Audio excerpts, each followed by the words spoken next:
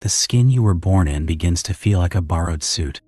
It fits at the shoulders, but the seams are pulling tight across the chest. You breathe in, and the fabric resists. It is the first sign that the space you occupy is no longer sufficient. There is a quiet violence in shedding a version of yourself. It doesn't happen all at once. It's a slow erosion of habits, a gradual silencing of the phrases you used to say without thinking. You watch your old self from a distance, like a stranger leaving a room.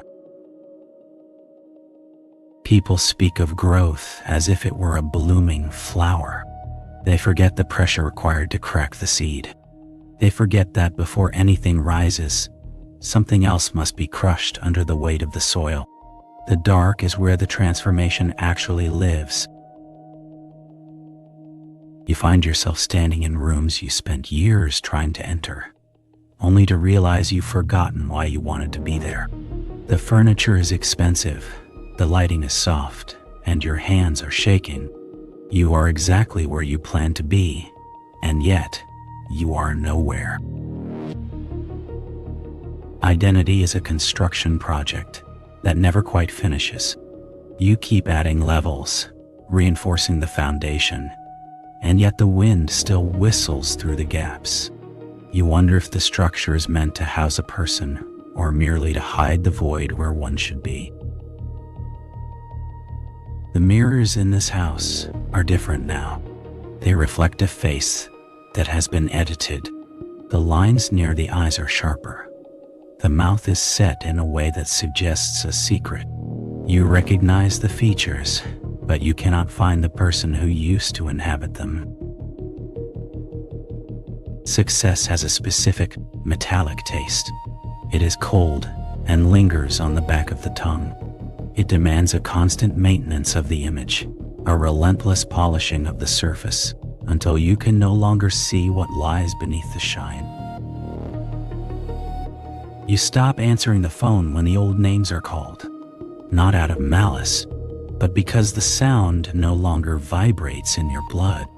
It is like hearing a song from a radio in a passing car, familiar, distant, and completely irrelevant to the current moment. There is a specific exhaustion that comes from maintaining a trajectory. The momentum carries you forward, but the cost of the fuel is your own peace. You are moving at a speed that makes the landscape a blur, and you have lost the ability to stop.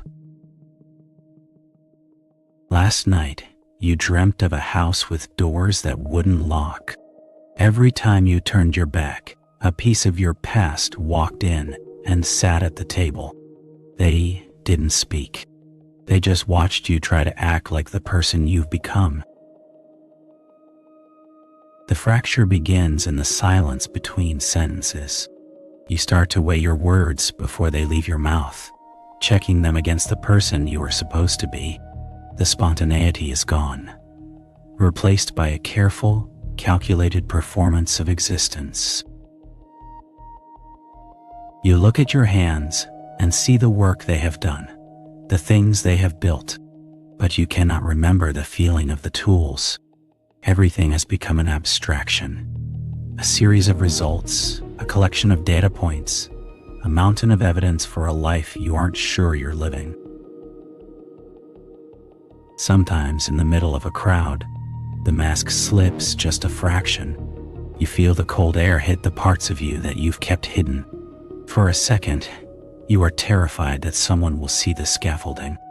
Then, you tighten the screws and smile. The weight is not in the struggle, but in the expectation. It is the invisible gravity of 1,000 eyes waiting for you to stumble. You carry their gazes like stones in your pockets, heavy and smooth, pulling you toward a center that doesn't exist. You are expanding into a shape that the world recognizes, but your internal map is blank. You have crossed the borders of your own understanding. The air out here is thin, and the stars don't look the way they did from the valley. Person you were is a ghost that haunts your better decisions. It whispers about comfort and safety while you are busy building monuments to your own ambition. You realize you are haunted not by what you lost, but by what you refuse to remain. There is no arrival. There is only the continuous process of becoming, a relentless unfolding that leaves a trail of discarded selves in its wake. You look back at the path and see a graveyard of people you no longer know how to be. You realize that the someone you are becoming is just another layer of skin.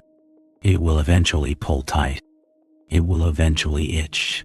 It will eventually need to be shed.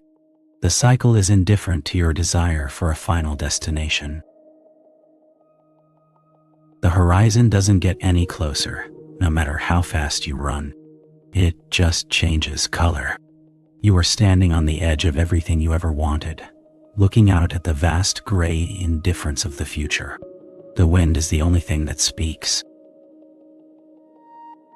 The lights are dimming in the hallway. You stand still, caught between the person you killed and the person who survived. There is no relief, only the heavy rhythmic thud of a heart that doesn't care about your name.